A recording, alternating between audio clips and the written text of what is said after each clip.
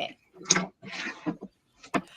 Hello, everybody. Welcome to the Columbus Cartoon Coalition live stream here on YouTube. I am Kelsey D. Crawford. I am the festival and convention lead and member of the exec board. And today I am joined by, I forgot that I flipped the camera. Introduce yourself, Sydney.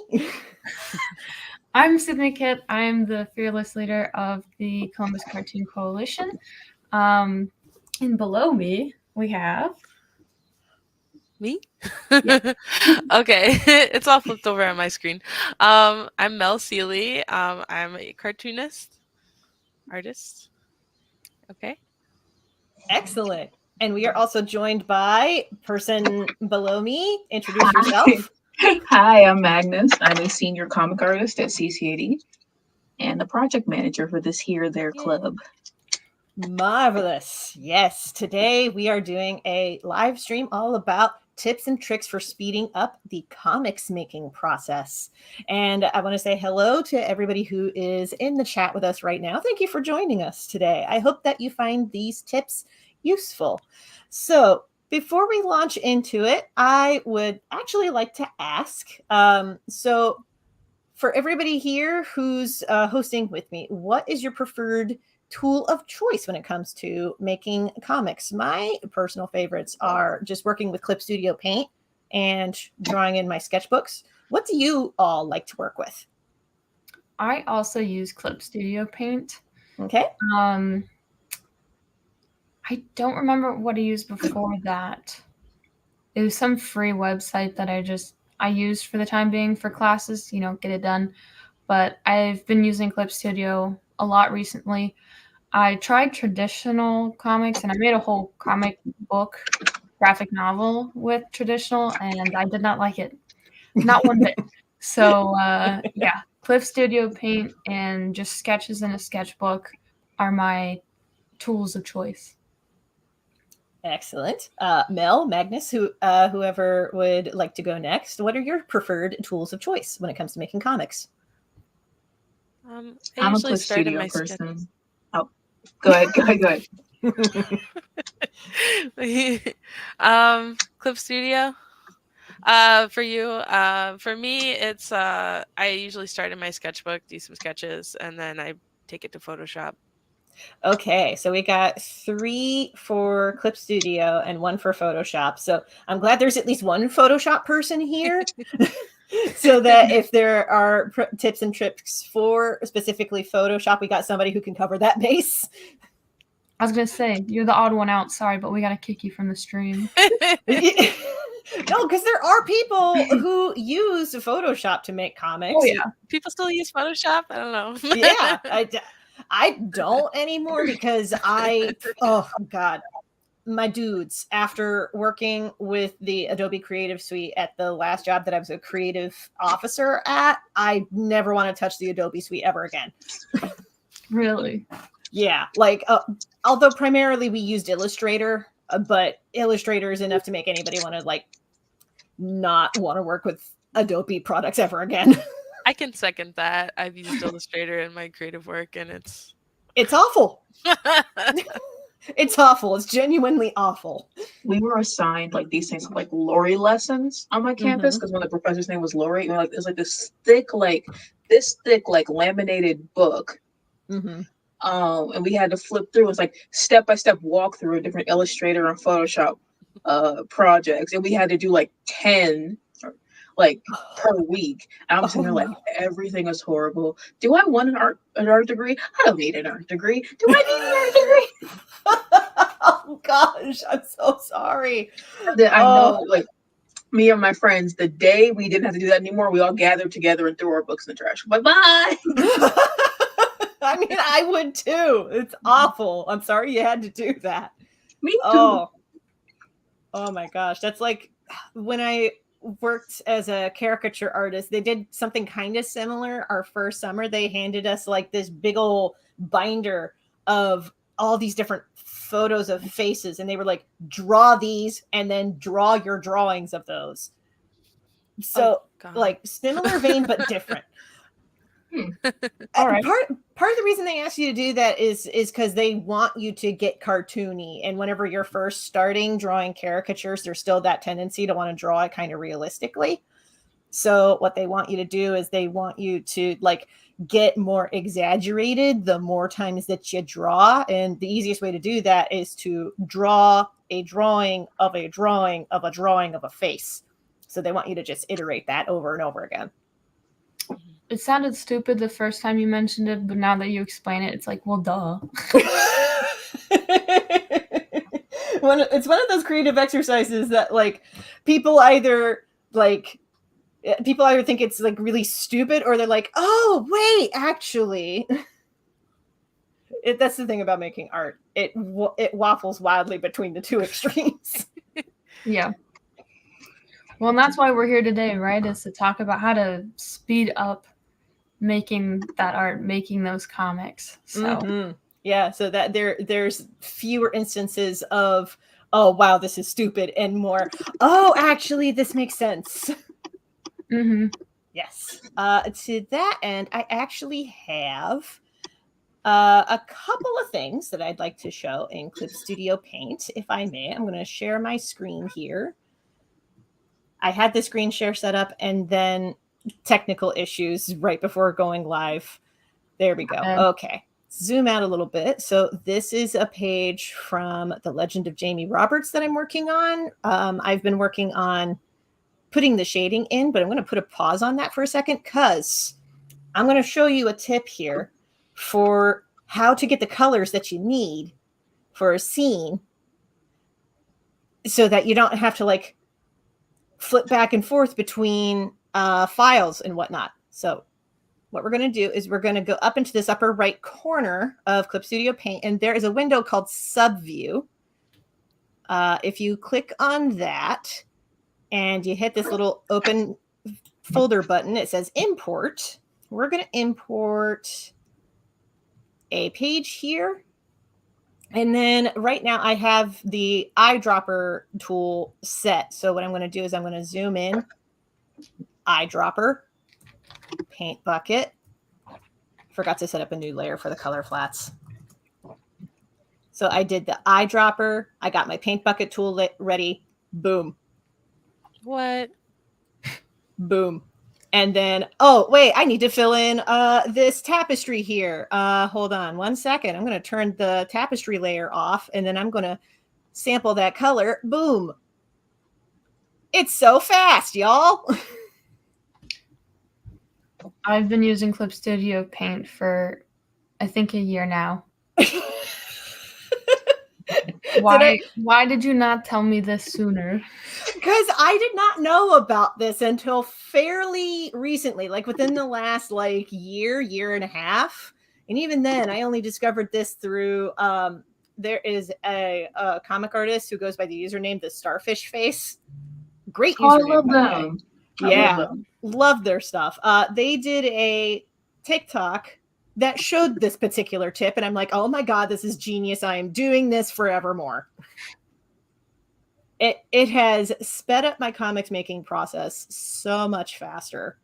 Let me tell you what.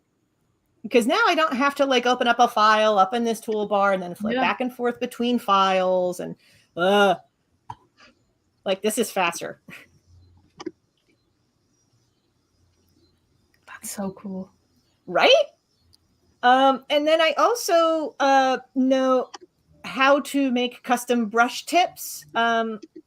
I would show how to do that, but I actually did a video about that on my own channel, and it takes several steps to make it happen. So I'm just going to brush over that a little bit. If anybody is interested in that, let me know in the comments and we'll get to that. But shameless plug. Yeah, we'll see. Always, we'll see. Right? Always. Oh yeah. We'll leave it up to a public opinion as to whether they want to see that or not. But I wanted to show that real quick, just because like when I first discovered this tip, I was like, oh my god, yes, please, all the time. Thank you. It is so much faster. I wish they used Clip Studio in my school because they don't. So we have to use Photoshop. So like any tips and tricks I know about Photoshop, I found on my own accord. Oof. The coloring definitely looks a lot faster on Clip Studio. I think the paint bucket tool has slightly different mechanics in Clip Studio Paint than it does in Photoshop. I think that's one of the bigger in Photoshop, differences. like if I try to paint like that, it'll get like the lines and it just doesn't. Well, yeah. Part of it is I have my inks on a separate layer from the color flats, and I put my color flats under the inks. I used to have the color flat layers over the inks, but that results in it looking like this. And to fix it, if you did it this way, you would have to change the layer to multiply. But then that messes with the colors that would be underneath the ink layer. So I just don't really do that. I just keep the color flats under the inks and do it that way. Now that gets a little bit trickier when dealing with certain other layers, but we'll get to that. Actually, you know what? I'll go ahead and show another hot tip right now.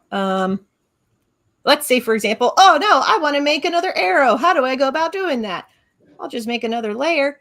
And over here, under this subview, there's effects right here. If I hit this little circle, that makes a border effect. I change the border color to black. And I use white paint. And I make a straight line. Oh! Automatic arrow. Man, I really wish we used Clip Studio and Source so people know what the fuck they were talking about. I feel like they just started talking about, hey, maybe we should implement this. I'm like, I'm a senior. That don't mean shit to me no more.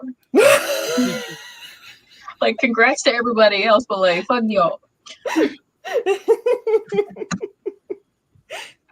Yep, I'm sorry, but you know, if it helps you feel any better, I did not learn Clip Studio Paint when I was in school. I learned all of this stuff like years after I graduated.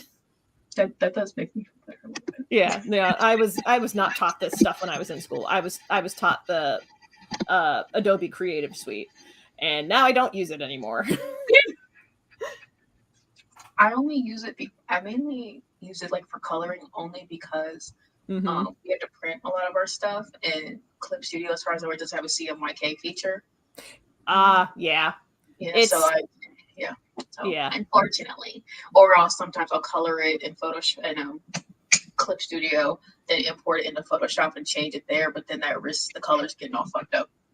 Right. My workaround for that is whenever I'm getting ready to export this for print, I save the image as a TIFF file, and I work with a different software called Affinity Publisher, and Affinity Publisher can pretty much color correct that for me, which helps. Cool. Nice. You can save your projects as CYMK. It just doesn't show it when you're editing it in real time.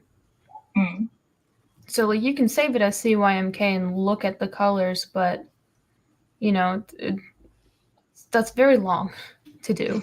Yeah. Oh, well, I'm going to have to edit a thing. I did not realize that Daniel was not wearing boots in this particular scene. Oops. I hate when that happens. Like, it's perfect. And you show one person, like, everything's terrible. Or like, I'm working on this thing and life is so good. Oh, wait, visual inconsistency. Gosh darn it. I'll fix it. Or like, it looks fine until the minute you hit post on Instagram, you're like, wait, what? Yeah. Yeah, very much that. Oh, but that was an easy enough fix, so there we go. Boom. Now it's like he never had a boot. Le gasp. I'm going to save my progress. Now, okay. I had to give it a second before I clicked away or anything. Anybody else have any hot pro tips, or would you like me to just keep going? No, I can go. I have some things pulled up. Sure, yeah. I will go ahead and stop my screen share then. There we go.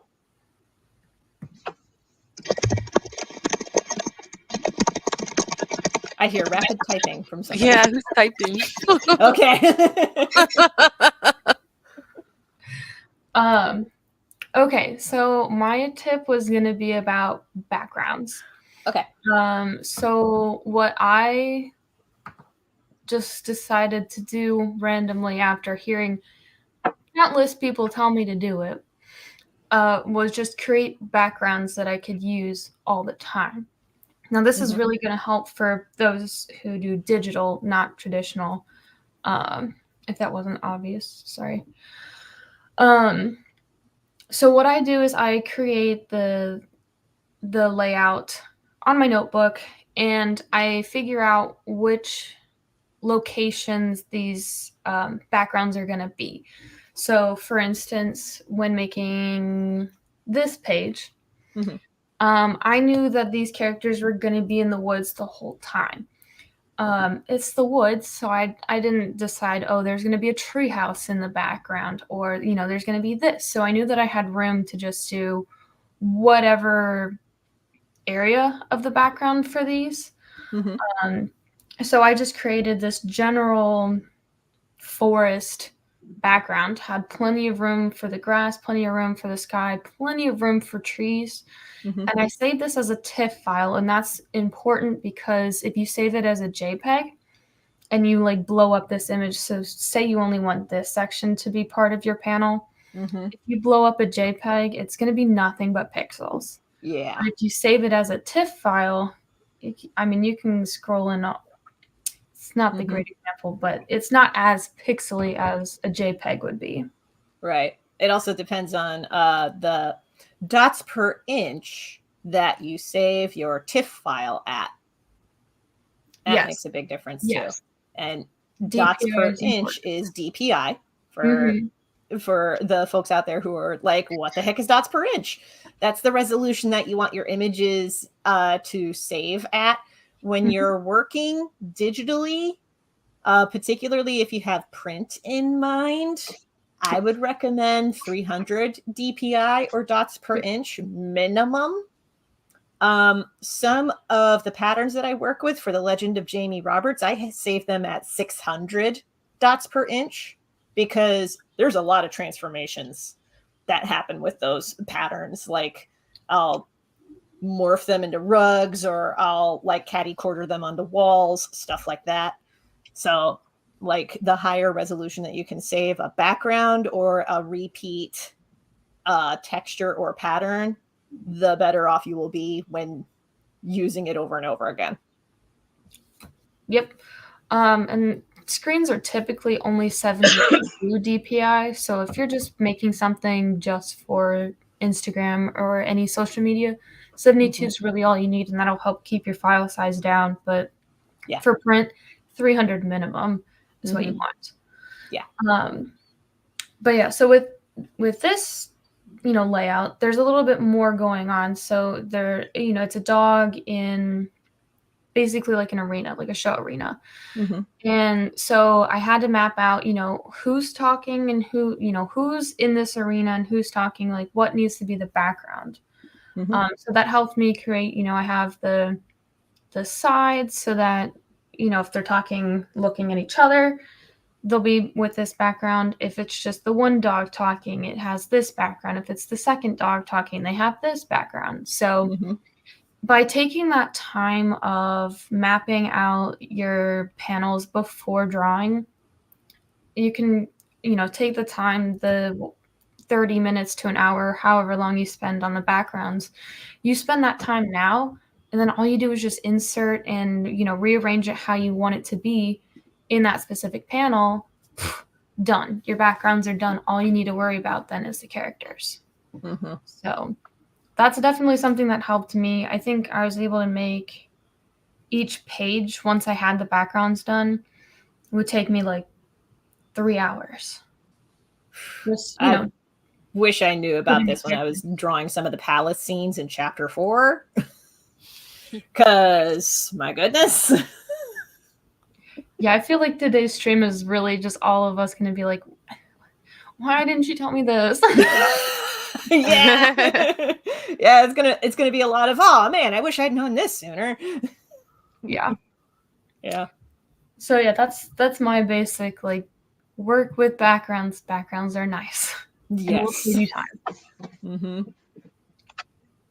Yes. Uh, Let's change it up a bit and switch over to maybe a Photoshop tip and trick or two. Mel, what do you have for us if you have anything ready to go? I have a little slideshow of my work, and I was going to talk about some of my work. I Mm-hmm. do have some Photoshop tricks that I'm thinking of, but I don't know if I'll show them off. But I can say that I Recap of mean, top maybe tips. I can find something to like pull up. Um let's see Also, here. real quick, yeah, we can do like a recap at the end. Just a real Yes. quick recap of what we talked about. Excuse me, what we talked about. So Yes, at the end, absolutely. we'll definitely have a recap. And if you have any other questions, start flooding them in the chat, but we will ask later as well. And hearing the Discord notifications blow up, I get the impression that there's people in C3 Discord who are asking questions. So I'm going to check that real quick. I know what you're talking about. Okay. Now we're good. We're good. Okay. Add to screen. There you go. So yeah, this is just showing my work and like what I do. I remember seeing Red All Over at Detroit Zine Fest, actually. Yay! Yes. And Yes. I have your copy. I have a copy of In Love and Body. I just, to my shame, I have not read it yet. That's okay. Take your time. Okay. It's a Shame little from me, bit though. long, but it's split up into small stories, so you could just read one and then maybe read another one. Okay. But yeah, I mean, this is my work. Thank Red you. All Over is my ongoing webtoon series. I also publish it. And Nice. then In Love and Body was published by a gallery. Those are true stories of queer stories from Fort Wayne, Indiana. Is that where you're from originally, or what? Why Fort Wayne? I had a residency there. They asked specifically for this project because I did a piece about my friend that was like, it was basically about gender dysphoria, and I did it for my psychology class while I was at CCAD, and posted it, and they're like, hey, this is cool, can you make like a big one?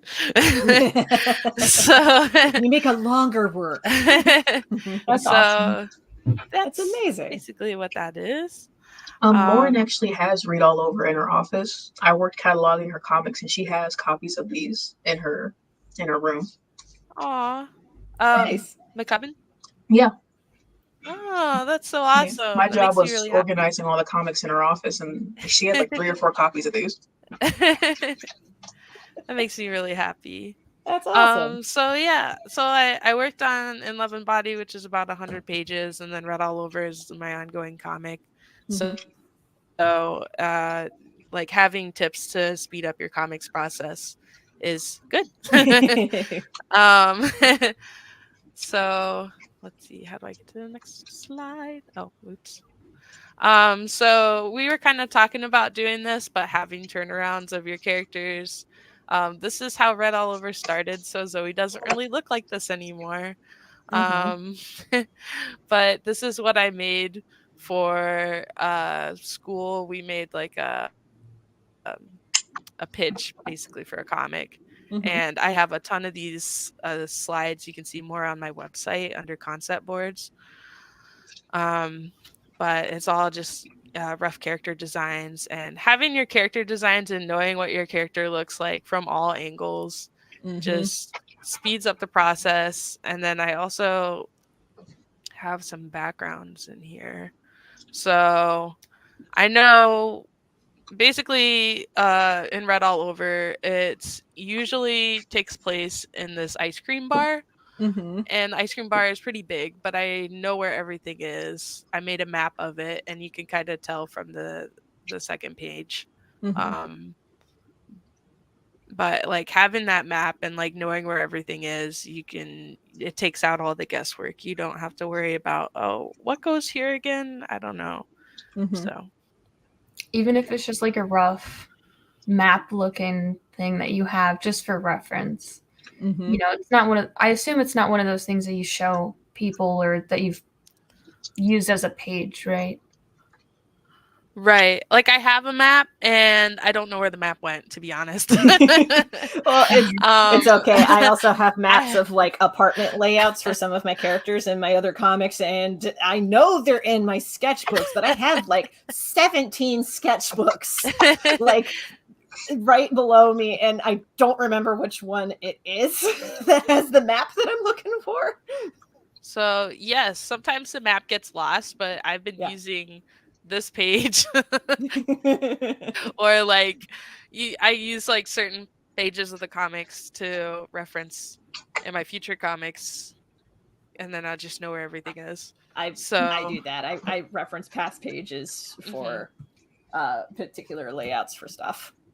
What do you use to make your layouts? Do you use like SketchUp or anything? I do not. um, I I can't do 3D models. I have tried. I just cannot.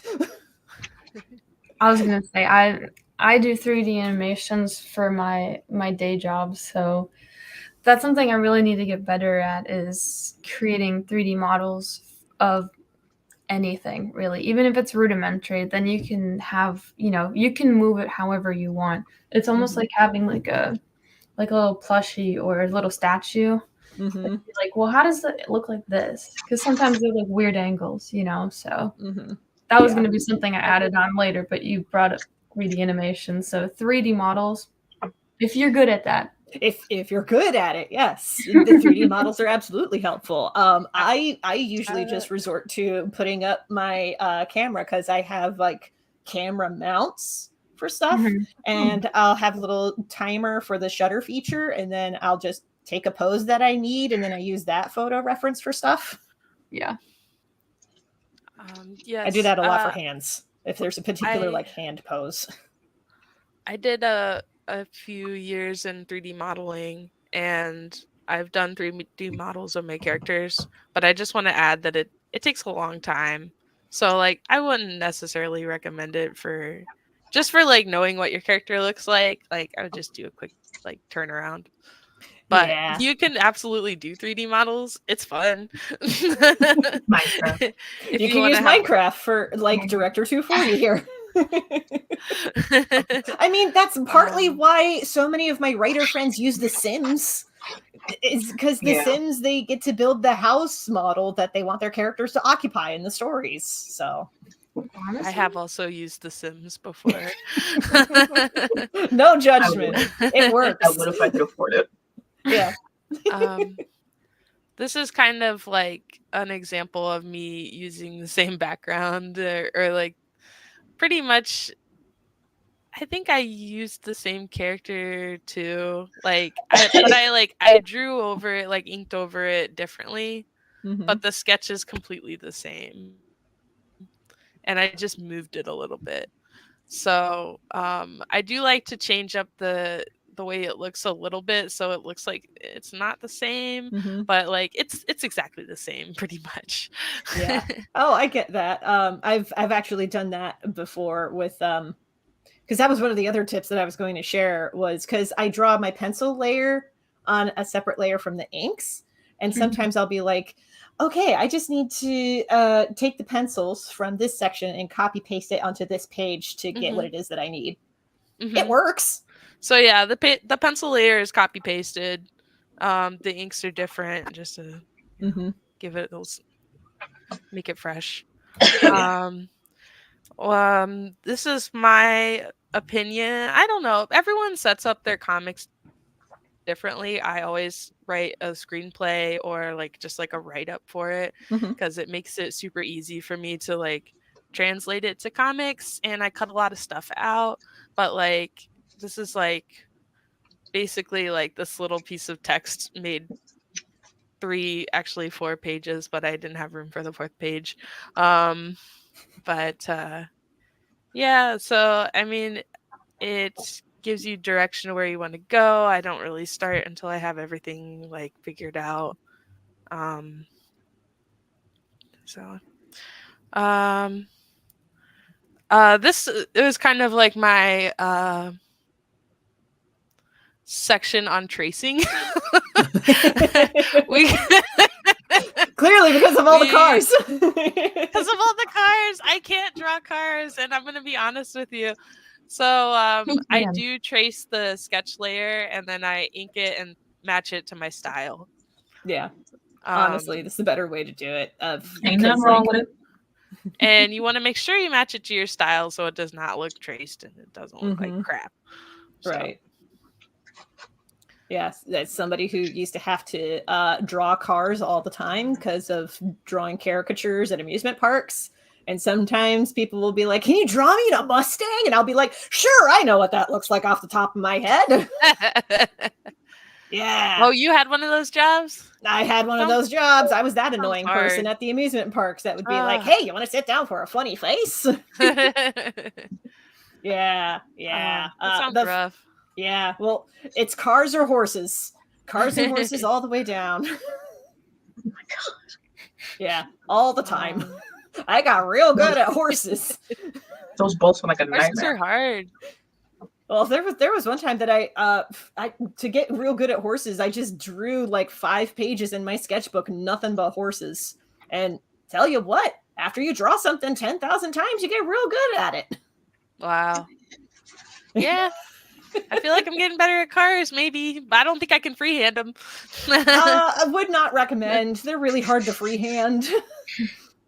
Yeah, even some of the like pro caricature artists that I knew on the job who would draw the cars, they would actually have like a special like sheet underneath the layer where they were drawing the caricature, and they would kind of like almost like a layer in animation. They would have just like a rough little outline of a box or a cube in 3D space that they would just draw at, like they would draw on the caricature layer, but they would have that cube on the sheet underneath, and they would kind of shadow box it.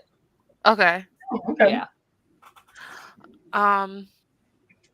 So the next part is kind of going through like in Love and Body, and like for this project I used limited color.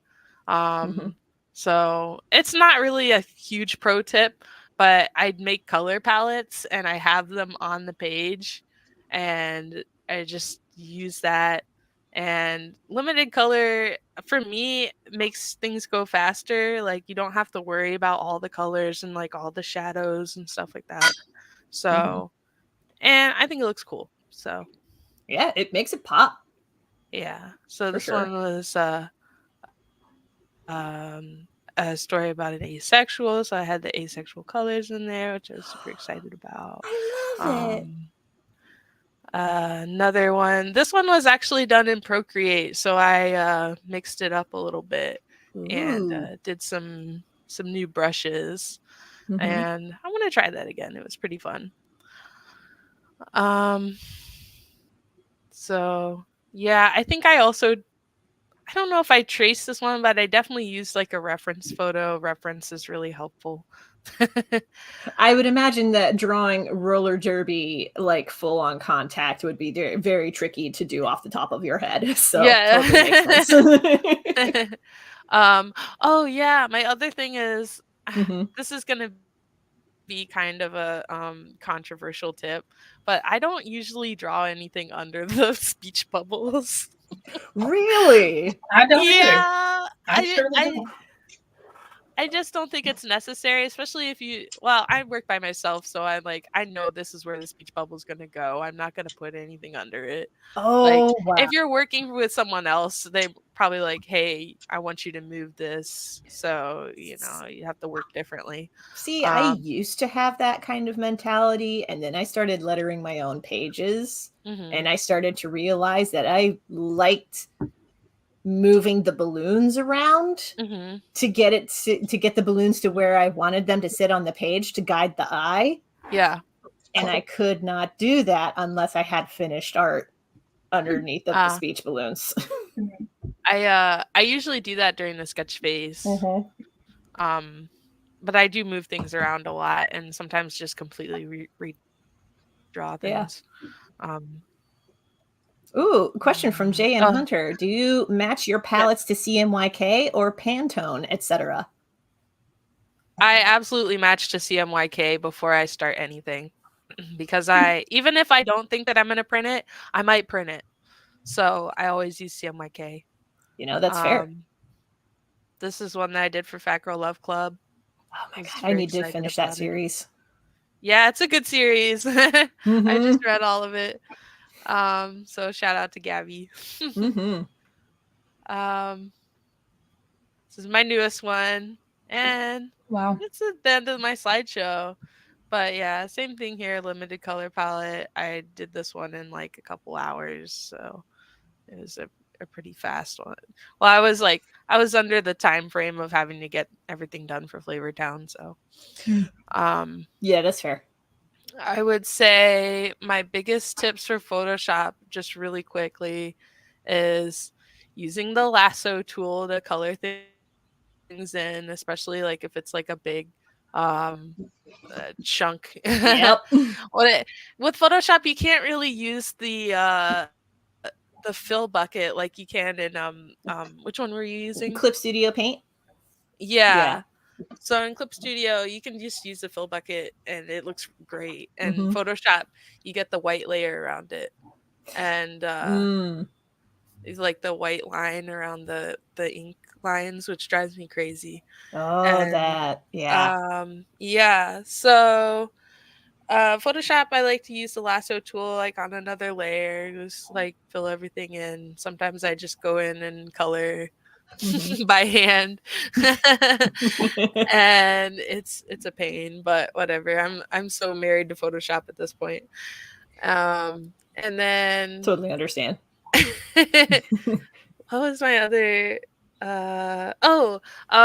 so some of these I use I'm just trying to find a good example. Oh yeah, like my lines, like I use white lines and Ooh. stuff, and that would just be like clipping mask over your lines. Like I do all the lines. Actually, I think I did the rain on a separate layer, but um, you can do that. And then like I do like black a lot, and then like to fill that in, I take it down in opacity, especially for Flavortown zine. Yeah. Just to see where I'm filling in. And I don't know. I mean, I didn't think about doing like a demonstration, but this is making me think like I should probably do some sort of Photoshop demonstration in the future. So, I mean, I'd be down for that. I'm sure there'd be others who'd be down for that too. yeah. So I am done here. JM asked in the comments section, what size do what that was my fault. I'm gonna not touch the screen because you and I both have poking privileges. Okay, there we go. What size do each of you like drawing at, traditional or digital? I like try to get as much space as possible, then try to scale down. Yeah, I can start. When working digitally, I actually, back in the day when I had an 11 by 17 scanner, I took one of my 11 by 17 sheets of paper that I used to draw my comics traditionally on, and I had guides drawn for the bleeds and live area, and then I just scanned it in, and I actually use that as my template page from now on. Like, here, I can actually bring that up real quick. Yeah, I can bring that up. Hold on one sec. I'm going to do a little screen share here. Boop. This sheet. This was a 11 by 17 sheet of paper. I drew the guides by hand, but then I corrected them in Clip Studio, and I just have this saved as a Clip Studio Paint file, and I call it template comic page. So whenever I need to, like, say, make a new page for Jamie Roberts, I can take a page from script just for demonstration purposes. I'll go ahead and just select all, copy, paste, and then that brings the kind of script that I work with over here. Use the marquee tool to blow that up, fill it into the live area, boom. And that gets me my rough outline for the page that I'm working with. Mm-hmm. And it gives me my live area, which is this inner area here, and everything outside of that is all bleed. But I just have the template comic page file set up so that I don't have to remember the file sizes each and every time that I start a new page.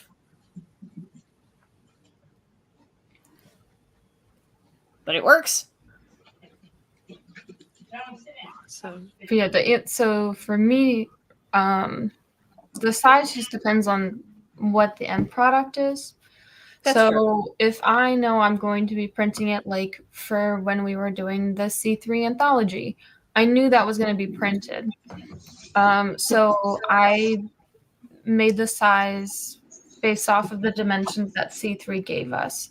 So the Anthology will be printed in digest size, so with like 8.5 by 5.5, something around there. So what I did was create an 11 by 16 like frame on my Clip Studio. And that's what I worked with. I like having it double the size so then you can scale down, because you can always scale down, you can never scale up. Yep. So I do that. Mine's digital as well, but when I attempted traditional, I just like things in big dimensions. So I also created like a template that Kelsey had, but for traditional. And I would do like one line of panels on one 8.5 by 11 sheet, just because like I need it to be huge. So, right. But that's what worked for me, you know. So that's what I do. I have another controversial opinion. We are here for this. I always just work to size. Ooh, the spicy living over here. My goodness. I just make my file really big, and so you can zoom in and stuff. But I usually just work to size, to be honest. Old. This is embarrassing. Well, for school, like we were kind of forced to draw traditional. So for that first like few years, we drew on 11 by 17, but our live area was 10 by 15. Oh yeah. But now,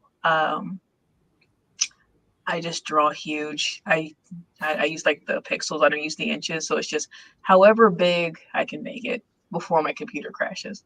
But then recently I've been using the like the standard comic book template that they have on like different comics websites. I've just been using that and then setting my Clip Studio settings to that and then making the file and just lining it up. Like, great, let's go. I feel like working at like max size possible is living dangerously like in the opposite direction. I did lie a little bit, because for Red All Over I work at a bigger size, but it's all square. So like I don't have to do the math. There you go. Yeah. For me, it's a math problem. We go to save, your computer stalls for 5 minutes. So you're just sitting there like, come on, Betsy, you got this. You got this, Betsy. As someone who used to work with Adobe Illustrator, working with really, really large files, I feel that in my soul. And then Betsy pulls through, you're like, yes! Yeah. And if it doesn't work, you're like, yes, thank you, Betsy. And when it doesn't work, it's like, Professor, can I please have an extension? I just lost 2 hours of work. I can't get that back. Yep. Just reach out. Hi, Jamie. I'm sorry. I'm gonna be a little bit late on this particular asset. A Illustrator just kind of turned itself off and gave up. Well, I was going to say we're at the 45-minute mark, so that was a great question. If anybody else has some more questions, please throw it in the chat now. But we did miss Magnus's Ooh, tips. Yeah, I'm ready. So for yes. Magnus' here's your tip. call to action. Give us your questions now, and we'll answer them when Magnus is done with their tips. Yeah, Hold Magnus, on. what hot tips do you have for us? I'm trying to figure it out. How do you screen share on here? How does this So, here It's under program work? present. At the bottom, there is a I got button it. that says present. I got There it. you go. You got it. How does this here old program work? All right. So my tips are mostly like pre-production tips that I learned through busting my ass and falling on my face in comics classes. And the biggest thing that I learned across the board, Mhm. character sheets. Mhm. Character sheets, turnarounds, whatever the fuck you gonna call them. Do them. Yes. Make them count. Yes. Because I'd be like, oh, it's fine. I drew them once in my sketchbook 6 months ago. I know what that fucker looks like. I don't. I know nothing. I know nothing. Yeah. So, Yeah. like, Even if you think, oh, I draw them in my sketchbook all the time, please draw character sheets as right. somebody And like, who make sure the misread- features are lined up because Yes. you never realize how a difference of a nose placement can make it look like a whole new bitch. Oh, yes. Yes, you get me. So like, and I also like, I like to put like, this one's pretty, I don't say bare bones, but I was focused on like their body and whatnot. But then like this one, like I have like their expressions, I have, their color palette down here, notes on what I might want to change, like different faces, expressions that they may have or do. Like I have a reference for their hearing aids over in the corner, just that. And I'm not gonna show it because Jesus Christ, but I have a huge like Notion document that's like a 90 question questionnaire with stuff about each character. I may not use all of it, but god damn it, I sure do know what they're about. I love it. I love it. Oh my gosh. Where do you have the time for that? I have autism, so I have to focus real easy, real easy. But and then my other tip was like if you're doing like intense backgrounds and shit like these, I've learned this from Lauren actually. Value studies. Do value studies. And do value studies. You don't have to, but if you're someone who struggles with lighting like me, ain't no shame in the game. Do value studies. And just like Mel say, there are value studies all over these bitches. If it'll change. There we go. Like, see, there's nothing behind these characters where the bubbles are. Ain't shit. The text covers them. They're fine. They're gonna live. La vida loca. See, the characters are there, and there's no need. They'll be all right. They don't need to know that their universe is collapsing behind them. Don't worry about it. So I'm with you. It don't need to be Jack or shit or Jill behind these characters. They'll live. They'll be all right. So those are my tips. Value studies if you need them. Do turnarounds for the love of Jesus Christ. And don't draw shit behind your panels. Who's gonna sue you? Jesus? There ain't nothing there. That's a bearable. My child, I am sorry, but I must serve you papers. Right, like I'm sure something. I feel it in my soul that he has much better things to worry about than whether we put something behind our bubbles. Just a hunch, but I feel it in my heart. And those are my two tips. Those are the things that I have learned through Lauren and Craig, my other professor, beating it into my brow bone because I'm stubborn. Ooh, I actually have one more tip since we're talking about layers and moving things around and all that stuff. Now this is something that I'm going to bring up a past page of Jamie Roberts for this one. This one I finished fairly recently. So, oh gosh, let me bring this back up. So something you can do in Clip Studio Paint that I found out in my creative officer executive days was over here in the layers section, you can group your layers. For example, let's say this knife in this panel here, that's all grouped together in one folder. So if I turn off that folder, it done disappeared. And if I turn that folder section back on, there it is. But what if I just need to turn off just one thing about that knife? Well, lo and behold, there are separate layers for that sort of thing. No. It's My magic. text layers are like that with the bubbles. Yes, the folders are helpful. I also use folders. Yes. Folders are amazing. I have all of my letters, all my speech balloons in one folder, so I can just boop, turn them on off. I started. This is how it using should folders. not. This is how it should not look.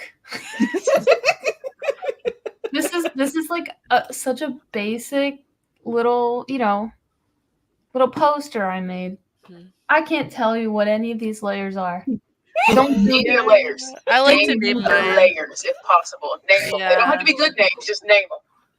Kelsey was the good example. Mine was the bad example. Oh, we had to learn real quick to label our layers because the last place that I worked at, we did use Clip Studio Paint to swap files back and forth between the artists. So I would be getting, say, for example, Joe's files, and he wouldn't name anything. And I'm like, oh God, I have to go through and figure out what layer goes to what. And I would go in and rename all of them just so I would understand. Mhm. And we eventually had to streamline it and be like, okay, so we need to name our layers, y'all. Like, this is where we draw the inks. This is where we draw this particular visual effect. This is where we draw these colors. Has a, just found out that Clip Studio has a simplify interface option, so it isn't overwhelming. I might start with that. Yes. I sometimes forget that Clip Studio Paint can like simplify so that there's like a limited selection of tools for you to work with. Good for beginners. Was that me, Gino, aka director? Oh wait, hold on. I have my hand up. The other way. It's the other way. Yeah. Kelsey, the other way. Other way. Hold up. On my screen, at least. Oh, okay. on my screen, I'm mirrored. Oh.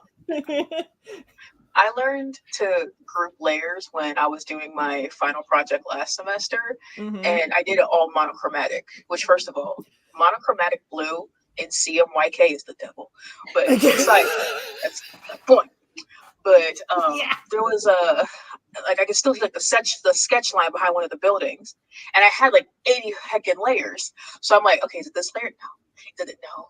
Wait, did I click that one already? Shit. So it's like 25 minutes passed. This shit was due the next day. It was 2 a.m. I was like, you know what?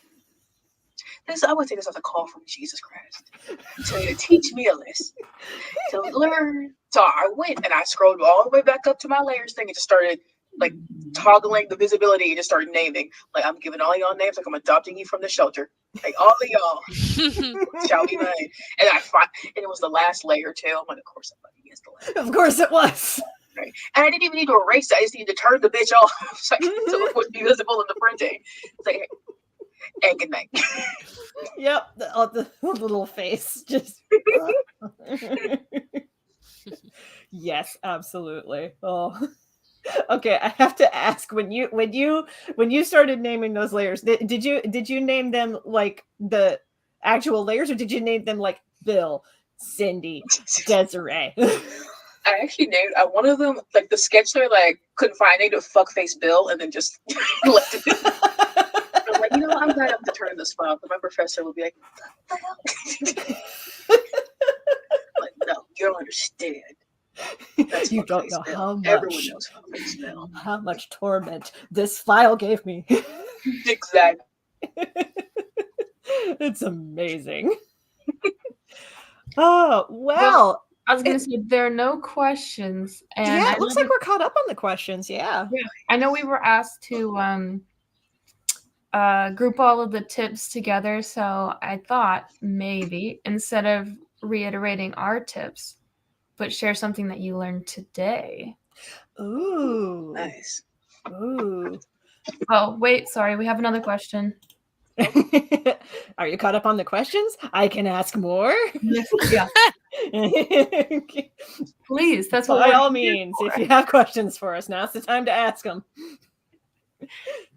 Ooh. Yeah, Kelsey, do you want to share what you learned today then?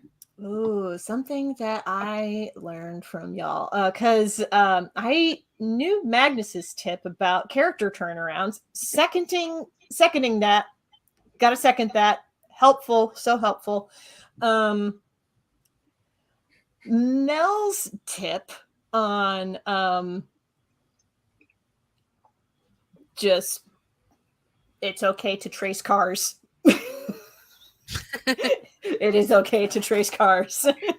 And Sydney's tip on having pre-rendered backgrounds that you can and try to cover it like all angles so that you can have it just ready to go, and it cuts down your prep time. Just, you know what? I'm going to use that. It's a lifesaver. It changes the game. It does. It is a game changer. Mm-hmm. Sydney, what have you learned today? So from Kelsey, I learned about the adding the button instead of toggling between the two, because that's what I do right now. Is I toggle and I get the eyedropper and I get the color and then I go back. So much fun. Yeah, just add the window. Yeah. From Mel, I will agree with the cars, although I do trace and I don't feel bad about it. Neither should you. Nope. But the thing I learned specifically is that, Mel said that she traces it first and then inks the trace so that it's, your style, which was like, duh. Because if you just trace it, it's just a car, it's basic. So yeah. And then I was right. From Magnus. I already make character sheets, but they're so basic and they don't show like a good 360. And like in mine, I have color sheets with them, but I don't have any, I just have basic information, so I definitely learned from Magnus that I need to have more information. This is okay. This is great to start off with, but like the cat's not always going to be stretching in the comics. Right. And you're also not always going to have a front profile or 3/4 view. You may have to draw the back of their head sometimes. Exactly. So, yep, that's what I learned today. Yeah. Mel, what did you learn today? Well, because Mel was prepared and made us all look bad. What did I do? You were prepared. You had like a whole presentation. Well, I feel like I was prepared, but I was not prepared to do any demos. I second the thing about Kelsey's coloring tips in Clip Studio that blew my mind, and I don't even use Clip Studio. I was like, whoa. I also agree with the making folders and naming your files. Yep. I didn't learn that. I learned that I need to do it, but I've been learning that I need to do it. I just don't do it. It has helped me with like big projects. Yeah. So I agree with Magnus's character turnarounds. I think that I should probably do more. I don't know, like I have my character turnarounds, but they're old and they don't even look like my characters anymore. I just kind of have it in my brain, but it's definitely good to have like updated character turnarounds. And then I really liked Sydney's backgrounds. Like I think both of those like tips were like good for, they were almost like animation tips. Like you could and you do have to kind of think of making comic books and cartooning as animation. Like it's got to be streamlined like that, especially if you're making something long form. Oh yeah. So yes. Heck yeah. Magnus, what did you learn today? A lot, but I did notice there's a question. Someone said, do y'all know what the reference layer button does? Oh, in Clip Studio? That is something I have not played around with personally, so I do not know the answer to that one. It's kind of hard to describe, but it's like, say you like do your line art and you would set that as a reference layer, and then any like layer underneath, it has to be underneath the reference layer, but like say you like circle to fill or color, it'll refer to your line art as for what you're filling in without it having to be on the same layer. Oh, interesting. That's the best way I can describe it. It's not 100%. It's not perfect, but generally how I use it. Okay. So instead of like if I circle something and fill it in, it won't fill in like the entire thing around the outline of the line art. It'll just stay usually within that confined space. Gotcha. So the reference layer would be handy for like if you need to color in stuff. Yeah. Gotcha. Huh. I just posted an article that Clip Studio shared that talks more about reference layer, what it does, and it has visuals as well to help with that process. Aha. Thank you for sharing that. Thank you. So what I learned. Mm-hmm. I learned from Kelsey. Maybe I should do full rendered backgrounds. Maybe I should, because they looked. I get what you mean about like trying to move the bubbles around, because I actually did have that problem with the comic I showed, or I had the bubbles like it was a certain way. I'm like, I don't like it. So then I moved it and had to go back in and like remember what pen I used to draw the book so they would all look the same. To draw like that last little corner and a friggin' half of the book. I was like, so then like, I'm sure it's fine. I'm sure it's fine. Yeah. So, I probably should, because I already did all the tough work sketching it. Might as well ink it all. But then I didn't. So later, next project. And from Sydney, there we go. I learned to, I kind of agree with what Mel said. It kind of gave me like animation tip vibes. I'm trying to remember the specific one you said. That wasn't about backgrounds? No, it was about backgrounds, but Okay. I'm trying to like remember it enough to phrase it in a way that makes sense. Was it about the TIFF files themselves? Yes. Okay. Yeah. Okay. Agree. I have only have experience with like doc and PDF. So Gotcha. So I think so. I've never thought about TIFF files, but I thought it was really interesting hearing you talk about them, and I kind of want to look more into that. Yeah. TIFF, pro tip for anybody who wants to get their stuff printed. A lot of printers will either work only in PDF or TIFF or both. So the sooner that you can learn how TIFF files work, the easier that you will make the printers' lives. Nice. Okay. Yeah. And from Mel, I learned, God damn it, that it is okay to work at size. It'll be fine. I'm gonna live on the edge a little bit more. I'm gonna fully render my backgrounds, but also draw the size. We're gonna balance it out, baby. The important part is don't have it at like 72 dpi. Like you gotta make it big. Make the resolution big, and if you're working to size, it's okay. If I make it too big, my computer will literally launch itself into orbit, though. So I gotta be careful. Betsy will just be like, "I'm out. I'm sick of you mistreating me." JM says, I'd like to do more character turnarounds in model sheets. My concern is doing them not as busy, tedious work, but making them be efficient. One of the ways that I kind of navigate around that is I draw the character turnarounds, but I do not technically finish them. Like I'll sketch the character up. It'll probably just be easier to pull up a character turnaround to show what I mean by that. But I'll sketch a character turnaround, but I won't necessarily like ink it in. So like I have a character turnaround for this character here, but as far as like the other angles, those are just pencils. I don't have a separate layer that's like inks on top of the pencils. I don't color in the other angles. I just have colors for like the front facing view. For this particular character, that's like the most relevant stuff anyway. But like the most relevant stuff is the stuff that I draw. Also, learned this from because I used to do character turnarounds all the time at the chief creative officer position that I worked at.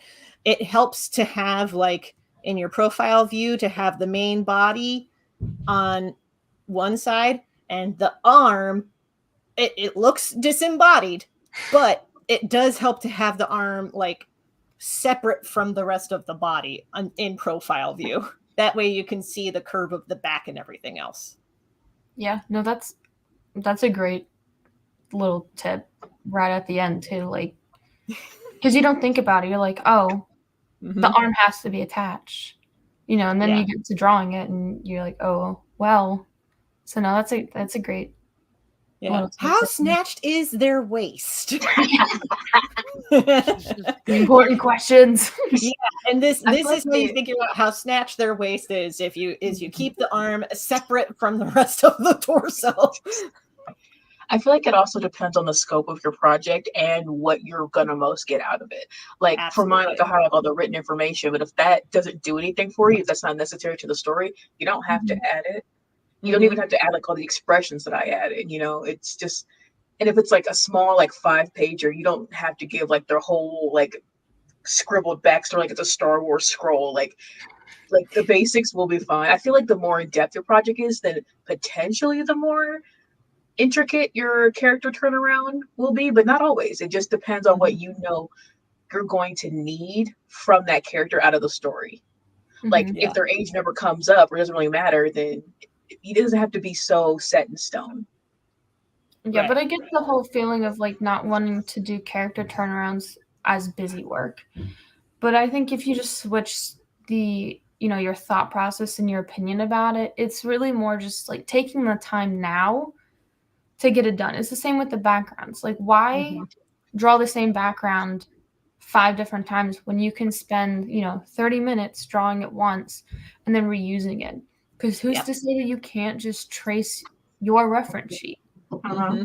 It's you've already made it, so just reuse it. So I try to think of it more of like that, of like it's going to help me in the end. It's going to save me time, and not try to look at it as busy work. Because in the end, where is it going to go? Nowhere. Yeah. Well, I mean, where's it going to go? It's going to get copy pasted into this file here, and it's going to get transformed here. Exactly. Yeah. All right. I don't think we have any other questions. If you have more questions, you're more than welcome to still continue commenting, and we'll try to get them afterwards. But for now, I think we'll just wrap up and go down the line to see where we can find everybody. Yes, you can find all of the stuff that I do at kelciidcrawford.com. That's KELCIDcrawford.com. That has all my webcomic links, any social media links that are relevant, everything. Everything is there. Everything. I'm sorry, I'm trying to switch it. Everything. Where did I go? Oh gosh. Oh gosh, it's still on me. Everything. Kelsey, how do you do this? Kelsey. Okay, hold on. I got you. Hold on. Hold on 1 second. Okay. Well, I only should be in charge of the banners. I'll have you be in charge of the banners. There you go. Oh gosh. Okay. I can be found on Instagram and Facebook. Thank you, Kelsey. Yes. At sydney.kit.anim, which is short for animation, which makes a whole lot of sense now that you pointed out that my backgrounds are animation. So I was like, oh, makes sense.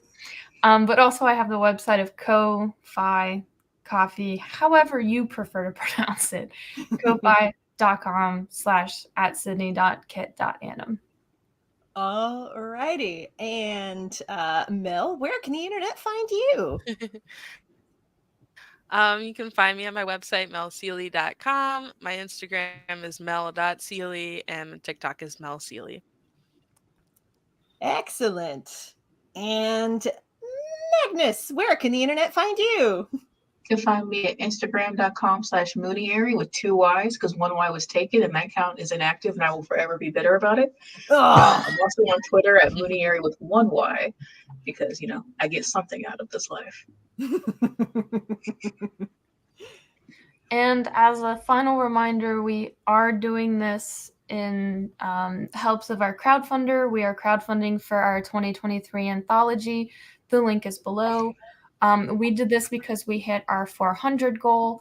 And our next goal is $600. And when we hit $600, we will be live streaming the special topic of tips to publishing your comics on Webtoons. Mhm. And Webtoons is a really, really good platform for comic creators. It's pretty much the go-to place to look at comics on the internet. So very, very interesting topic. And we have some, I think, actually one of the artists that is going to live stream is very big on Webtoons and gets paid, actually. So Ooh. definitely want to get the tips from them. So Heck please yeah. help us get to the $600 goal. Link is at the bottom. QR code is at the top over there. I would point, but I am mirrored, so I'm probably pointing in the wrong Exactly. direction. I can reliably point down. You can also find the club at C3.Ohio on Instagram, Facebook, and Threads. You can find our information there. We're also on YouTube, Columbus Cartoon Coalition, because long titles for the win. And if you have any questions, comments, concerns, we do have a Gmail, columbuscartooncoalition@gmail.com. And yeah, as soon as we hit the 600 goal, we'll be publishing on Instagram and Facebook when that next live stream will be. Heck yes. And if you would like to support our anthology, we would love to get it printed in time for Cartoon Crossroads Columbus at the end of September. If you can help in any way to get us towards that goal of getting our anthology made and printed in time for the show, links are going on the bottom of the screen, and also the QR code there. I don't know where to point. I'm mirrored. So check out our crowdfunder. All right, and we'll sign off with a classic C3. Oh, I don't trust myself right now. I think Right, I'm that's also. Yeah, we're good. Whoa. Okay. C3! C3! Thanks right. everyone for watching. Thank you Bye, all for y'all. watching. You are awesome.